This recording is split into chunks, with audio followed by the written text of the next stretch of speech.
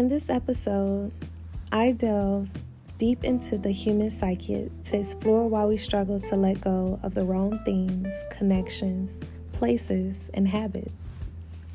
Drawing inspiration from the biblical story of Job, chapter 3, and personal reflections, I uncover the complexities behind holding on when it's time to release.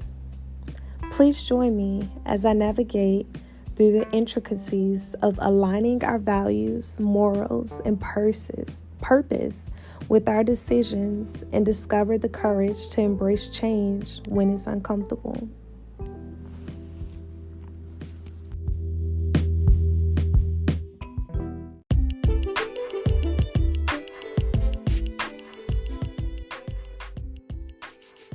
Welcome to another episode of Lesson in Everyday Podcast. I'm your host, Dele. Today, I'm diving into a topic that resonates with many of us, the challenge of letting go. That's right, the challenge of letting go. Have you ever found yourself holding on to something long after you knew it was time to release it? Whether it's a relationship, a habit, or a dream that no longer serves you. Why do we struggle to move on? Why do we struggle to hold on long after it's overdue for release? I believe it's a question that has puzzled everyday people alike. And as we navigate life's twists and turns, it's a question that often surfaces when we're faced with tough decisions. And one of the reasons behind this struggle could honestly be fear. Fear of the unknown, something that I wrote about in my first book, LJ's Wings. Fear of change, fear of losing something familiar, even if it's not serving us anymore. I want to say the last one again because I believe this is really big. One of the reasons we probably struggle with letting go is the fear of losing something familiar, even if it's not serving us anymore. And that's right. And sometimes it's easier to cling to what's comfortable, even if it's holding us back from growth and fulfillment. But as our listener mentioned,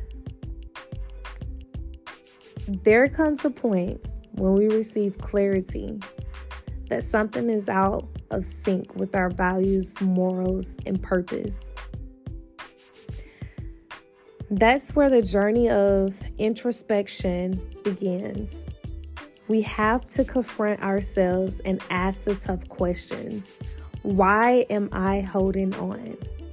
Why am I afraid of losing? And perhaps most importantly, what am I gaining by letting go?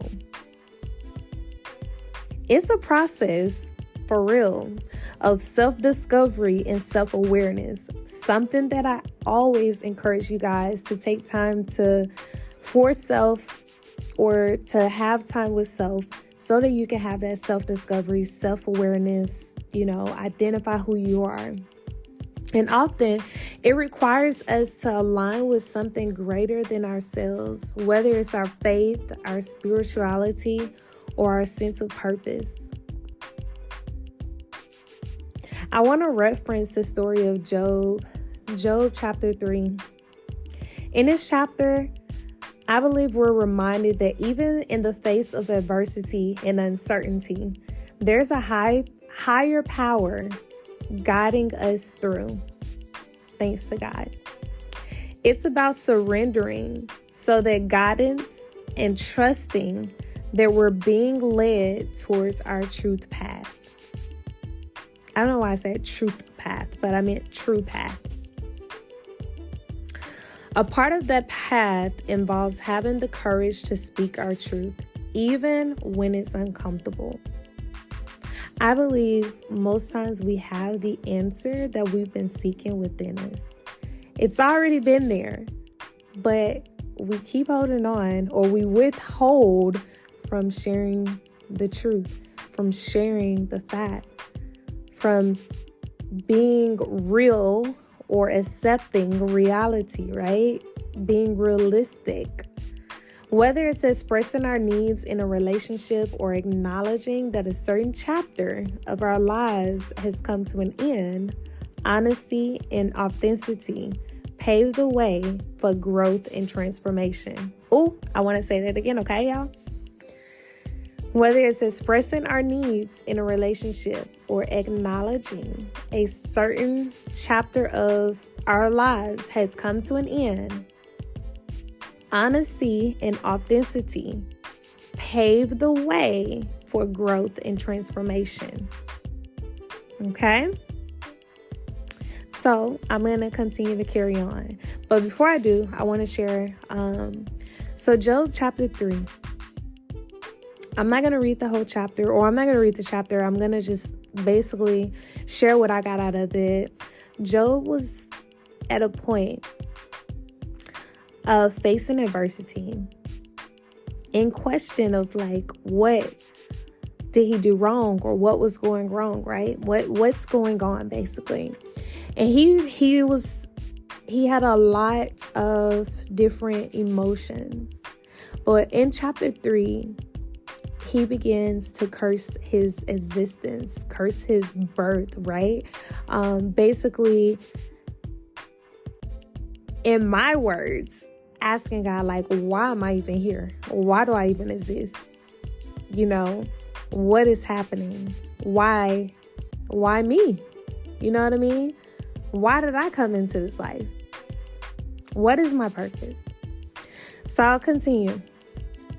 But that is just like a paraphrase from my perspective of what I've read, in my understanding. I would say that, not my perspective, but my understanding and what I read in Job 3. But read it for yourself so that you can get an understanding, and then you can also read the whole story.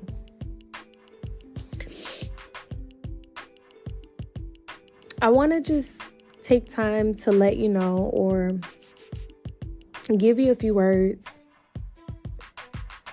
to anyone that's out there listening to this. I just want to say, you may be grappling with the decision to let go. I encourage you to trust your intuition, seek clarity through prayer or meditation, and have the courage to follow through on what you know deep down is right for you. Because ultimately, living in alignment with our values, our morals, and purpose is what leads to true fulfillment and a peace of mind. And I don't know about you, but I would rather have a peace of mind than to be emotionally, mentally, spiritually disturbed, unable to sleep, being uneased throughout the day. I leave you with this, as I always say, learn to live and live to learn, okay? We all can learn from one another. We all can learn throughout this life journey, because there are many lessons to learn each and every day. That's all the time I have with you today. I truly want to thank each of you for tuning in. And remember, embrace change, embrace growth, and above all, embrace this journey of life. Until next time, y'all stay blessed. God bless you.